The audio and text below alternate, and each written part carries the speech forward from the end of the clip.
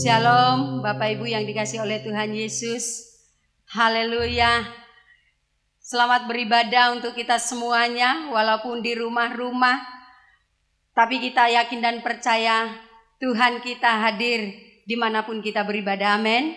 Mari terlebih dahulu kita berdoa bersama-sama di hadapan Tuhan untuk memulai ibadah kita saat ini.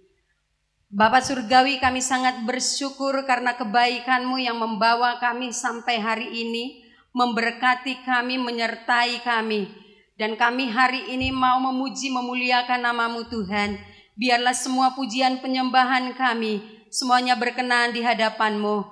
Dan kami mau Tuhan, Engkau hadir di tempat ini, dimanapun kami beribadah, nama Tuhan yang dipermuliakan. Terima kasih Bapa yang baik. Di dalam nama Tuhan Yesus kami berdoa dan mengucap syukur. Haleluya. Amin. Berikan kemuliaan untuk Tuhan kita. Haleluya. Haleluya. Allah kita baik. Amin. Bapak Ibu. Ya, Allah kita baik. Allah yang sangat luar biasa menyertai kita sampai hari ini. Kasih setianya tidak pernah berubah dari dulu, sekarang sampai selama-lamanya. Allah itu baik. Sungguh baik bagiku.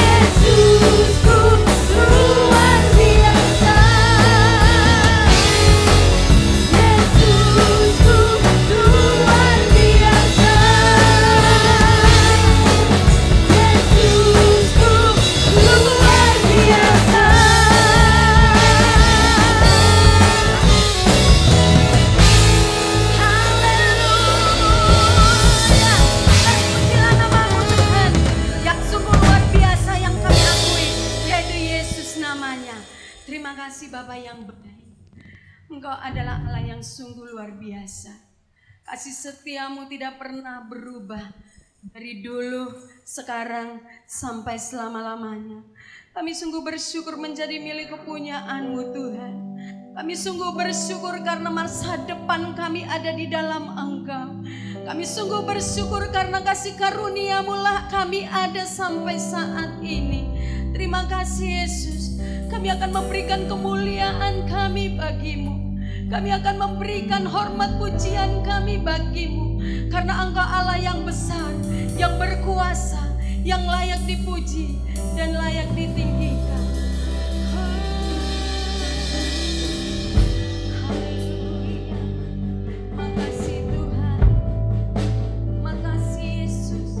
Sungguh baik nama-Mu. Sungguh luar biasa kuasa-Mu Tuhan. Ku beri kemuliaan dan hormat. Ku angkat suaraku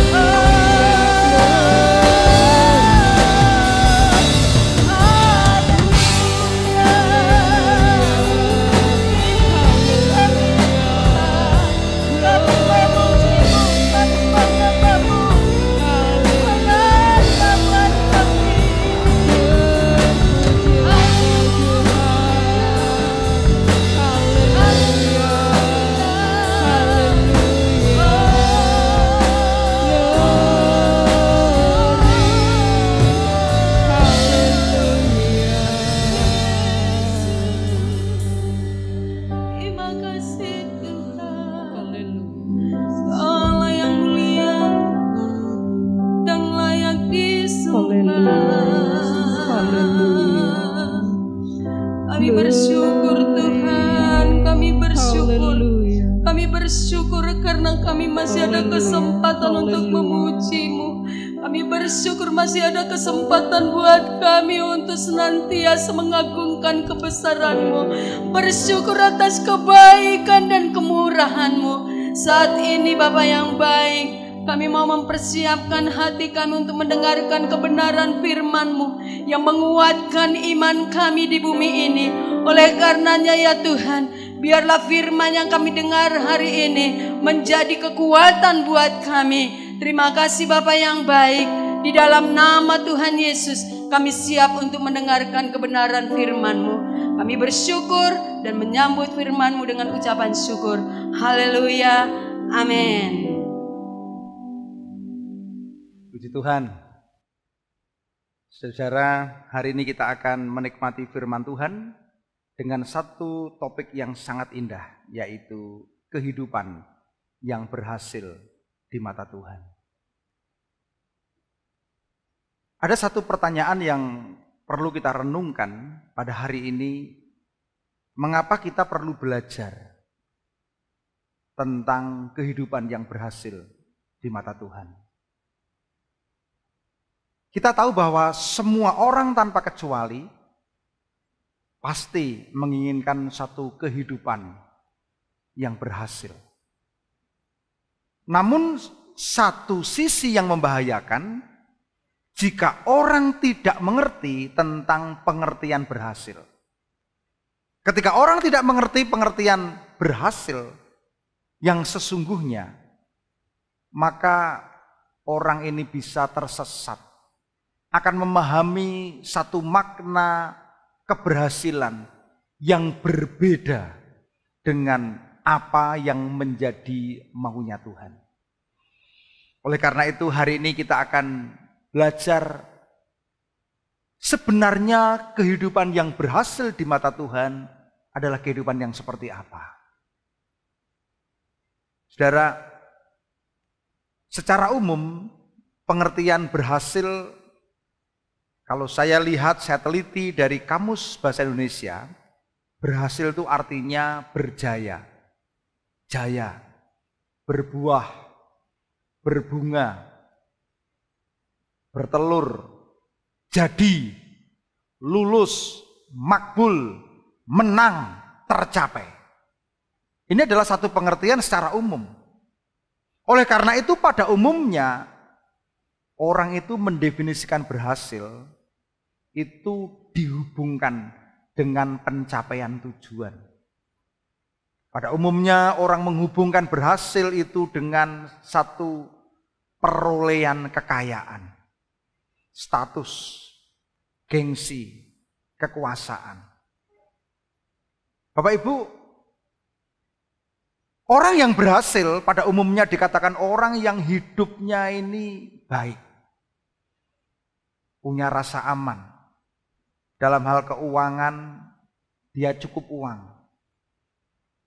Orang yang berhasil dari sisi yang lainnya yaitu orang yang memiliki banyak pengagum.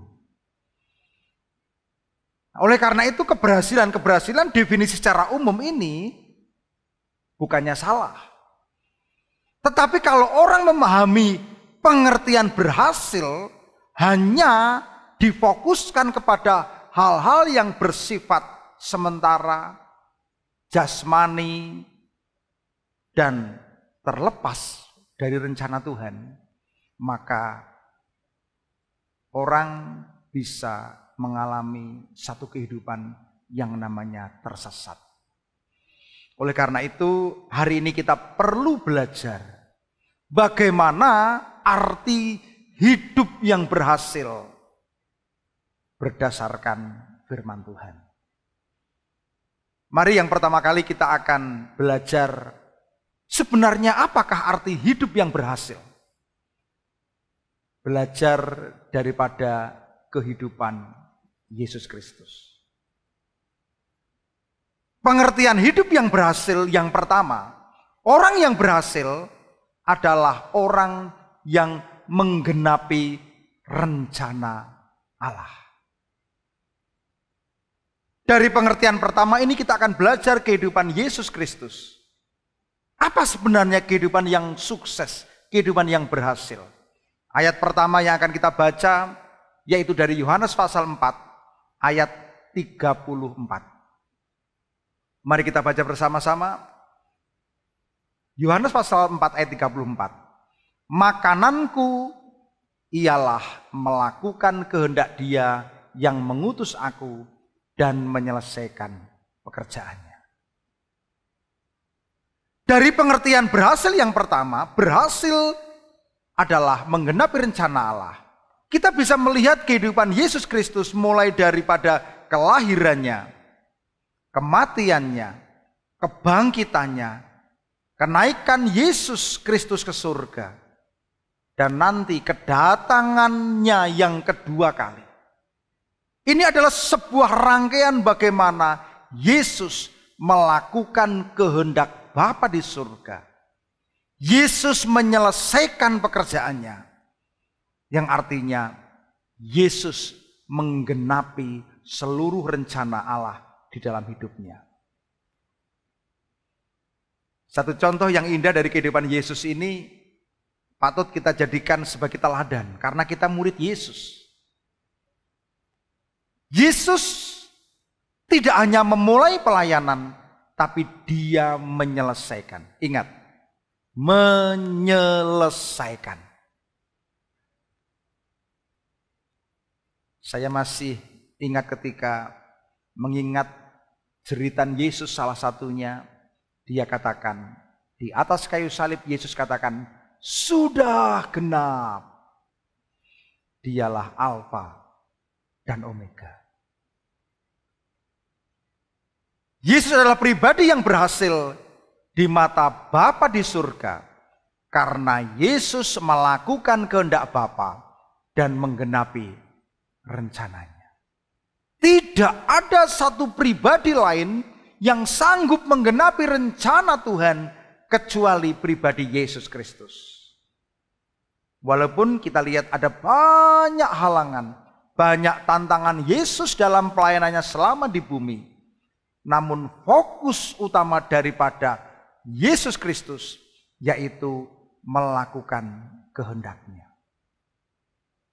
Bahkan jauh sebelum Yesus lahir, pelayanan Yesus sudah dinubuatkan oleh Nabi Yesaya di dalam Yesaya pasal 61 ayat 1 dan 2. Yesaya 61 ayat 1 dan 2 ini memperlihatkan pekerjaan-pekerjaan yang harus dilakukan oleh Yesus, yaitu Mesias yang diurapi, yaitu sebagai seorang sosok yang menjadi utusan Tuhan untuk menyelamatkan manusia, menyelamatkan orang Yahudi, orang Israel, dan akhirnya menyelamatkan kita semua. Yesaya 61 ayat 1, Roh Tuhan Allah ada padaku oleh karena Tuhan telah mengurapi aku. Ia telah mengutus aku untuk menyampaikan kabar baik kepada orang-orang sengsara, merawat orang-orang yang remuk hati, untuk memberitakan pembebasan kepada orang-orang tawanan, dan kepada orang-orang yang terkurung kelepasan dari penjara, untuk memberitakan tahun rahmat Tuhan dan hari pembalasan Allah kita, untuk menghibur semua orang yang berkabung. Ini adalah satu nubuatan Nabi Yesaya sebelum kelahiran Yesus. Dan ketika saya teliti saudara-saudara, justru ketika Yesus memulai pelayanan, setelah Yesus selesai di dalam menghadapi pencobaan padang gurun, Yesus sendiri yang membacakan nubuatan itu. Di dalam Lukas pasal 4 ayat 18-21, ketika nubuatan itu dibacakan sendiri oleh Yesus di sinagog, Dia menyebutkan bahwa ayat itu sudah digenapi. Saudara, Di dalam Lukas 4 ayat 21, firman Tuhan berkata, lalu ia mulai mengajar mereka, katanya, pada hari ini genaplah nas ini sewaktu kamu mendengarnya. Dari serangkaian apa yang tadi kita sudah dengar, Yesus memulai pelayanannya, melakukan pelayanannya, dan menyelesaikan pelayanannya. Yesus memfokuskan pelayanannya kepada setiap kehendak Bapa di surga yang mengutusnya. Termasuk ketika dia akan dibaptis oleh Yohanes Pembaptis. Di dalam Matius 3 ayat 15, Yesus pun menjawab, katanya, biarlah hal itu terjadi karena demikianlah sepatutnya kita menggenapkan seluruh kehendak Allah. Kita lihat fokusnya menggenapkan seluruh kehendak Allah. Saudara, dari apa yang kita dengar tadi, kita bisa melihat bahwa kehidupan yang berhasil adalah kehidupan yang melakukan kehendak Bapa, menyelesaikan kehendak Bapa, artinya menggenapkan seluruh kehendak Bapa. Inilah ciri kehidupan yang berhasil. Senantiasa memfokuskan hidupnya kepada kehendak Tuhan, melakukan dan menyelesaikan. Bagaimana dengan kita? Ya, orang percaya ini hidup di zaman yang berbeda. Sebagai anggota tubuh Kristus, kita ditempatkan di posisi masing-masing, dengan panggilan masing-masing. Oleh karena itu, manusia tidak bisa menggenapkan rencana Tuhan, hanya Yesus yang bisa. Tapi kita bisa melakukan setiap panggilan pribadi yang Tuhan percayakan. Kenapa? Karena kehidupan yang berhasil adalah kehidupan yang melakukan kehendak-Nya. Lewat perjalanan hidup kita, lewat apa yang Tuhan percayakan, kita lakukan dengan sungguh-sungguh sampai selesai apa yang Tuhan percayakan. Oleh karena itu, jika Yesus saja melakukan kehendak Bapa di surga dan menyelesaikannya, kita juga mesti menuruti kehendak daripada Tuhan, menuruti teladannya. Oleh karena itu, jangan anggap bahwa ayat firman Tuhan itu hanya sekedar membebani, pelayanan kok membebani, enggak. Setiap firman yang diberikan kepada kita adalah menuntun hidup kita supaya kita melakukan kehendak Bapa. Setiap pelayanan yang Tuhan percayakan adalah salah satu bukti bahwa kita adalah murid Kristus yang berfungsi dalam pelayanan. Dimanapun saudara dipercayakan, ya, di pelayanan anak, pelayanan lansia, pemuda remaja, di pelayanan musik, pelayanan tari, ya, pelayanan Paskorintus, pelayanan radio, PPA, maupun di sekolah, dimanapun Tuhan percayakan, pasti ada satu rencana Tuhan yang Tuhan berikan dalam hidup kita. Dan mesti kita setia melakukan kehendak-Nya dan menyelesaikan. Amin, saudara. Ya, puji Tuhan. Inilah pengertian berhasil yang pertama, yaitu menggenapi rencana Tuhan. Mari kita lihat pada pengertian yang kedua. Kehidupan yang berhasil. Yang kedua yaitu sanggup mengatasi masalah. Sanggup menyelesaikan konflik dengan cara Allah. Perhatikan.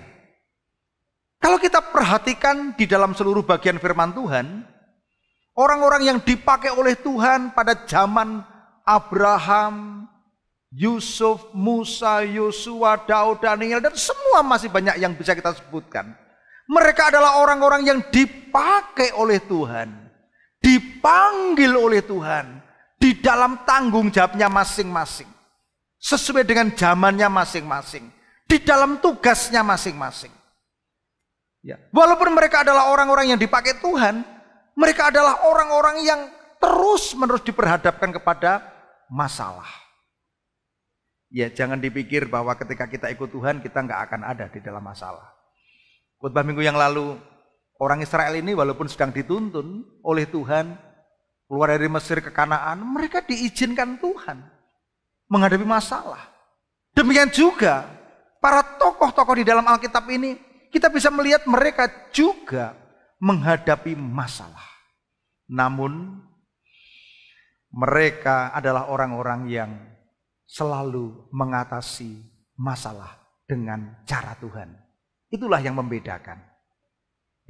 Orang yang berhasil adalah orang-orang yang mampu mengatasi masalah dengan cara Allah. Coba kita bayangkan kalau anak Tuhan menghadapi masalah, lalu mereka mencoba untuk mengatasi masalahnya dengan caranya sendiri, dengan prinsipnya sendiri, apalagi dengan nilai-nilai dunia. Wah, pasti akan mengakibatkan kegagalan. Kita lihat para tokoh-tokoh Alkitab adalah orang-orang yang dipanggil Tuhan. Namun mereka juga mempercayakan hidupnya kepada Tuhan. Mereka memiliki iman yang besar. Tapi juga mereka adalah orang-orang yang juga pernah gagal. Karena orang yang berhasil bukanlah orang yang tidak pernah gagal. Coba kita sebutkan, Abraham pernah gagal. Ketika ia menanti kelahiran anak perjanjian, nggak sabar. Sampai lahir Ismail. Ya. Musa pernah gagal ketika dia marah sehingga harus membanting 2 loh batu. Musa juga kawin dengan perempuan Kusi. Pernah gagal. Daud pernah gagal juga ketika tidur dengan Batseba. Ya. Namun mereka menemukan satu kehidupan yang bertobat kembali kepada pimpinan Tuhan. Oleh karena itu, mereka disebut sebagai orang-orang yang berhasil. Dicatat di dalam sejarah firman Tuhan. Sebaliknya orang yang mengatasi masalah hidup dengan pikiran sendiri, dengan kekuatan sendiri pasti gagal. Pasti gagal karena firman Tuhan berkata dalam Yeremia 17 ayat 5. Ini ayat yang sering kita baca.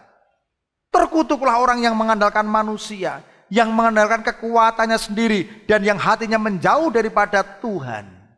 Ia akan seperti semak bulus di padang belantara. Ia tidak akan mengalami datangnya keadaan baik. Waduh, orang kalau tidak mengalami datangnya keadaan baik ya terpuruk dalam keadaan penderitaan terus. Hidupnya dipenuhi dengan kesialan. Berikutnya, ia akan tinggal di tanah angus di padang gurun. Di negeri padang asin yang tidak berpenduduk. Wah, ini orang yang hidupnya ada dalam kesendirian. Ingat ya, kesendirian. Namun ayat 7 mengatakan, diberkatilah orang yang mengandalkan Tuhan, yang menaruh harapannya pada Tuhan. Berarti apa? Berarti orang yang berhasil adalah orang-orang yang sanggup mengatasi masalah, sanggup mengatasi konflik dengan cara Allah. Ini. Orang yang berhasil adalah orang-orang yang dapat mengatasi konflik dengan cara Allah. Satu kehidupan yang taat di dalam tuntunan Tuhan, taat kepada kebenaran. Berani berkata tidak. Ya, Daniel berani berkata tidak. Dia tetap menyembah Tuhan. Ya. Orang-orang yang berhasil adalah orang-orang yang tidak kompromi dengan nilai-nilai dunia ini. Mari kita belajar dari pribadi yang saya tertarik ini, Yusuf. Kenapa Yusuf dikatakan berhasil? Karena sepanjang hidupnya dari remaja, Yusuf ini selalu menghadapi berbagai macam penderitaan, berbagai macam konflik dan tantangan sampai dia dewasa. Tapi kita lihat Kejadian 39 ayat 2. Firman Tuhan mengatakan, tetapi Tuhan menyertai Yusuf sehingga ia menjadi seorang yang selalu berhasil. Saudara perhatikan, selalu berhasil. Kalau berhasil aja udah seneng ya, apalagi selalu berhasil. Berhasil apa? Berhasil dalam pekerjaannya. Wih, siapa di antara kita yang tidak senang ya kalau dikatakan selalu berhasil di dalam segala aspek hidupnya? Semua orang pasti senang. Iya. Walaupun Yusuf dalam perjalanan hidupnya, dia melewati banyak kejadian yang diwarnai dengan aniaya, penderitaan. Mulai dari saudara-saudaranya sendiri, sampai dengan bagaimana dikhianati, dipenjara, istri Potifar, semua itu dilalui Yusuf dengan satu prinsip, ketaatan, kesetiaan kepada Tuhan. Ya. Makanya jangan memandang keberhasilan itu sebagai kesuksesan atau tujuan akhir. Ya, kalau orang itu biasanya menilai keberhasilan Yusuf ini kan begini, oh Yusuf jadi orang nomor 2 di Mesir, oh dia jadi pejabat, bukan. Oh dia penguasa nomor 2, bukan. Sebenarnya keberhasilan Yusuf bukan di situ. Banyak orang mengatakan, oh Yusuf berhasil, bukan. Keberhasilan Yusuf itu dimulai dari kesetiaannya. Untuk apa? Berjalan dari ketaatan kepada ketaatan. Berjalan dari kesetiaan kepada kesetiaan. Ya, bayangkan Yusuf ini kan masih muda. Setiap hari dia dirayu sama tante Potifar. Di dalam Kejadian 39 ayat 10, firman Tuhan mengatakan walaupun dari hari ke hari perempuan itu membujuk Yusuf. Lo bayangkan saudara, dari hari ke hari loh. Dibujuk hari Senin, dirayu hari Selasa, didekati hari Rabu. Waduh, ini hari-harinya ini dibujuk oleh tante. Tapi Yusuf tidak mendengarkan bujukan itu untuk tidur di sisinya dan bersetubuh dengan dia. Dunia ini juga sedang dibombardir dengan banyak hal yang bisa menjauhkan kita dari Tuhan. Tapi orang yang berhasil ini, orang yang sanggup mengatasi konflik, mengatasi tantangan hidup, mengatasi siapapun dengan cara Tuhan. Tidak mudah loh bagi Yusuf. Dalam posisi sebagai hamba. Tidak mudah. Dia di bawah tekanan. Bukan 1-2 kali istri Potifar membujuk. Tapi tiap hari. Namun Yusuf berani berkata tidak terhadap istri majikan. Di mata Tuhan, Yusuf adalah orang yang berhasil. Ya kita lihat ya. Banyak orang yang ketika belum punya jabatan, integritas. Tapi kalau sudah mulai punya posisi, akhirnya tidak bisa berani berkata tidak. Dari godaan keuangan, godaan wanita, ya, godaan persekongkolan, ya, bermacam-macam. Suksesnya Yusuf bukan ketika ia menjadi penguasa Mesir, namun dimulai dengan hubungannya yang intim dengan Tuhan. Dimulai dari janji Tuhan di dalam mimpinya, kesetiaan dan ketaatan. Oleh karena itu kesuksesan bukan diukur dari hasil yang kita capai, tetapi diukur dari kesetiaan kita kepada Tuhan. Mengelola segala yang dipercayakan Tuhan kepada kita. Setia kepada Tuhan bukan berarti pasif dan pasrah. Namun setia juga berarti bersyukur untuk setiap kekuatan Tuhan, setiap potensi yang Tuhan berikan. Sehingga kita dapat menggunakan semuanya untuk Tuhan. Nah, bagaimana dengan kehidupan kita saat ini? Kita ini sekarang ini sedang menghadapi satu masa yang sukar.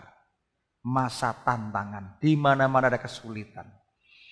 Selama 4 minggu berturut-turut kita sudah belajar, jangan takut, berpengharapan pada Tuhan, mempercayakan diri sepenuhnya kepada Tuhan, memahami maksud Tuhan. Kita sudah banyak belajar. Ya. Apakah ketika kita ada masalah, lalu kita selesaikan dengan cara kita? Pukul dulu urusan belakang. Ketika ada masalah, oh yang penting saya sudah masih dipercaya untuk cari hutang. Ketika ada masalah, ketika mengandalkan kekuatan sendiri. Tidak.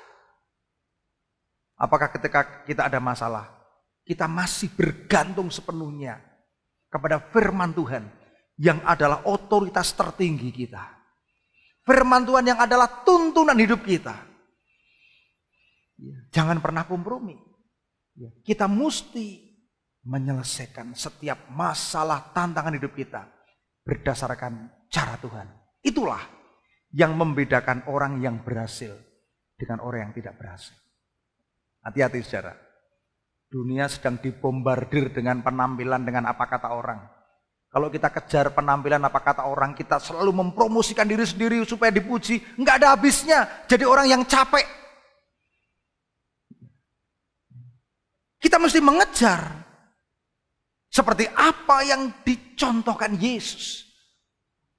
Melakukan kehendak Tuhan, menyelesaikan, menggenapi rencana Tuhan. Para tokoh Alkitab menghadapi berbagai macam konflik, berbagai macam masalah, tidak menyelesaikannya dengan cara sendiri, tapi dengan cara Tuhan. Saudara, kita melihat, oh ternyata berhasil di mata Tuhan itu diukur dengan cara yang berbeda. Cara Tuhan mengukur keberhasilan itu melibatkan yang namanya ketaatan, kesetiaan, dan seberapa kita melakukan dan menyelesaikan kehendaknya. Ini. Ada juga satu nabi yang saya belajar, yaitu Yeremia. Yeremia itu kalau menurut pandangan manusia dia dikatakan orang yang gagal dalam pelayanannya. Kalau memakai standar umum seperti yang digunakan banyak orang. Bayangkan, selama 40 tahun ia melayani Tuhan sebagai penyambung lidah Tuhan. Namun tidak ada satupun orang yang mendengarnya. Apalagi merespon. Ia ditolak oleh lingkungannya, oleh keluarganya, komunitasnya, para imam, teman-teman raja. Pelayanannya itu penuh dengan penderitaan dan kemiskinan. Namun di mata Tuhan, ia adalah seorang yang berhasil menyampaikan pesan Tuhan. Pesan demi pesan disampaikan dalam ketaatan seperti yang dikehendaki Tuhan. Saudara, ini yang jadi pesan kita minggu ini. Tuhan menghendaki kita sebagai orang percaya memiliki cara pandang yang sama dengan Tuhan. Memiliki cara pandang yang berbeda dengan cara pandang dunia di dalam menilai keberhasilan. Karena tanpa disadari, standar penilaian anak Tuhan itu masih kacau. Ada sebagian yang masih menggunakan standar penilaian dunia. Mengejar penampilan, mengejar apa kata orang. Mempromosikan diri sendiri. Akibatnya tidak sesuai dengan standar firman Tuhan. Ini perlu diingatkan kembali. Ini. Karena standar penilaian seorang akan sebuah keberhasilan akan mempengaruhi model pengejarannya yang dilakukan di dalam hari-harinya. Kalau orang ini mengejar penampilan, ya orang tidak bisa tulus. Mengejar apa kata orang, orang akan capek. Belum memiliki identitas yang benar di dalam Tuhan. Orang kalau sudah memiliki identitas yang benar dalam Tuhan, oh saya berharga ini oleh karena kematian Kristus. Oleh karena karya penebusan Kristus. Saya ini diciptakan segambar dengan Tuhan. Saya berharga. Ya. Kita berhasil bukan karena hal-hal yang dilihat oleh dunia. Tetapi kita berhasil oleh karena yang pertama, melakukan kehendaknya.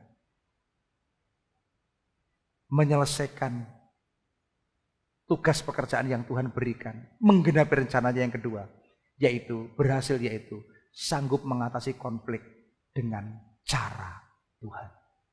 Hati-hati. Iblis ini seringkali membuat manusia ini terjebak kepada konflik yang tidak ada ujungnya. Karena apa?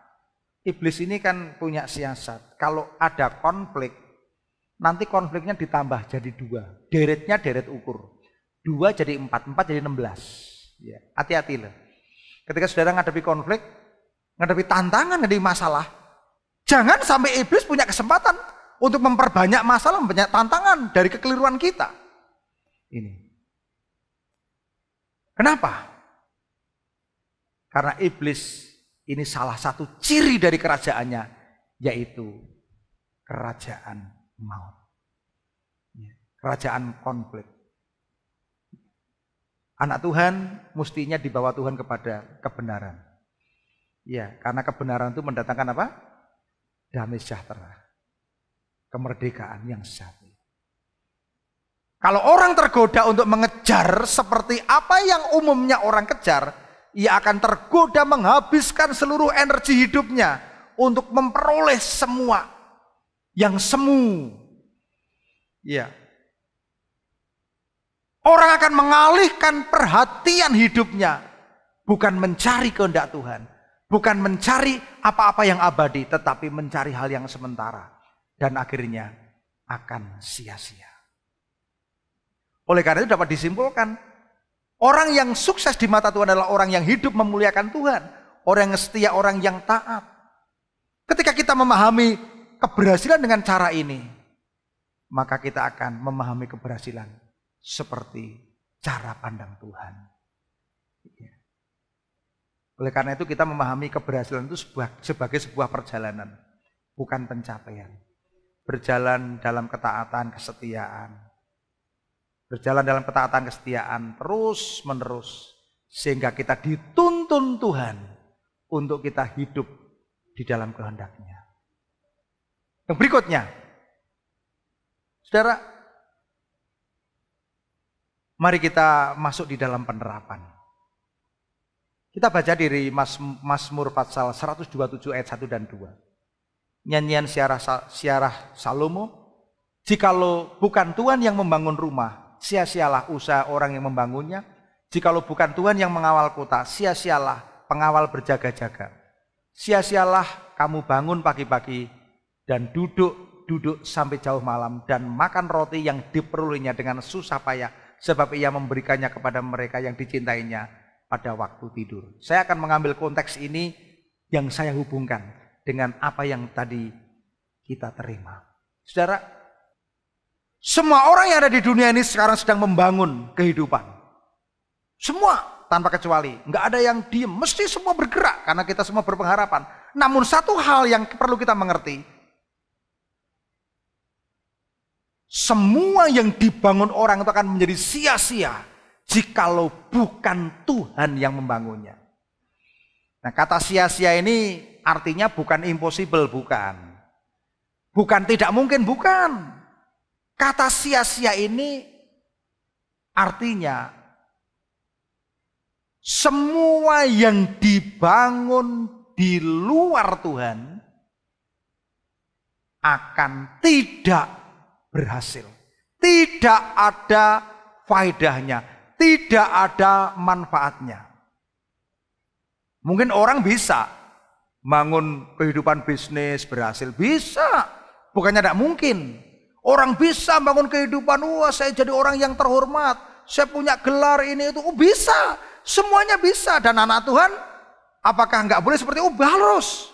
Mesti anak Tuhan mengembangkan potensi. Tapi semua yang dibangun, jika itu bukan Tuhan yang membangun, maka akan sia-sia.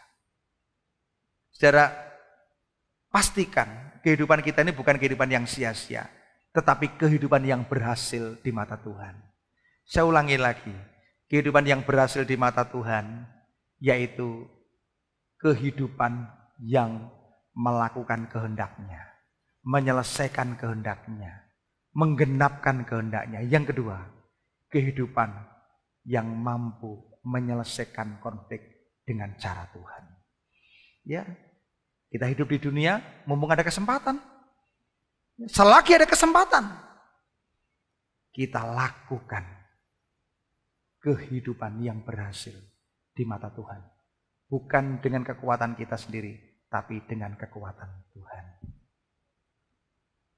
Saya rindu firman Tuhan hari ini menjadi berkat bagi kita semua. Ya, dengan pemahaman berhasil. Hati-hati.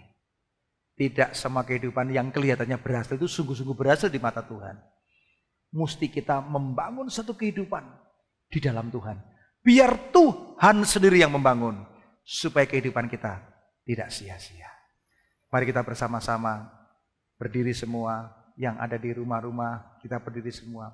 Kita akan menyanyikan satu pujian. Hidup ini adalah kesempatan.